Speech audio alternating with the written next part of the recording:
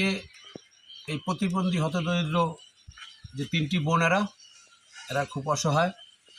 এদের নিউজ মিডিয়ার মাধ্যমে আমাদের মাদারপুর 3 আসনের এমপি আলহাজ আনিসুর রহমান তালুকদারের নখদর্পণে আসার সাথে সাথে তিনি তার লোকের মাধ্যমে, তিনি তো ঢাকায় আছেন, এখানে এই প্রতিবন্ধীদের জন্য সাহায্য সহযোগিতা পাঠিয়েছেন।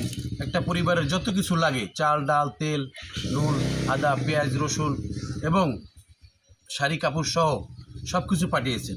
এবং তিনি আরও বলেছেন, আরও যারা হতদরিদ্র আছে, অসহায় আছে, যারা লেখাপড়া করে তারা করতে পারতেছে না, সকল হতদরিদ্র অসহায় প্রতিবন্ধী তাদের পাশে সে থাকবে। গত পরশুদিন আমরা একটা সংবাদ পাই যে কালকিনি সৈয়দ আবুল হোসেন একাডেমি স্কুলের 8ম শ্রেণীর শিক্ষার্থী শেখ রবিউল ইসলাম বাদাম বিক্রি করে তার পড়াশোনা খরচ যোগান এবং পরিবারকে কিছুটা সাপোর্ট দেন। পরবর্তীতে আমরা সংবাদ পেয়ে জানতে পারি যে তার বাবা শেখ মকবুল ইসলাম কিছুদিন পূর্বে ক্যান্সারে আক্রান্ত হয়ে মারা যান।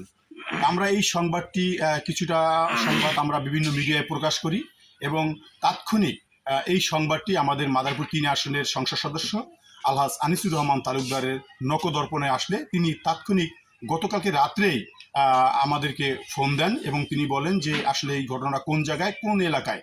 তখন তিনি নির্দেশ দেন এবং আমাদেরকে বলেন যে তাদের পরিবারকে আর্থিক সহায়তা করে আসো এবং তাদের পরিবারকে জানিয়ে দাও যে এই ছেলের পড়াশোনার দায়িত্ব এখন থেকে আমি বহন করব এবং এই পরিবারের পাশে আমি সবসময় থাকব এবং সহযোগিতা করব।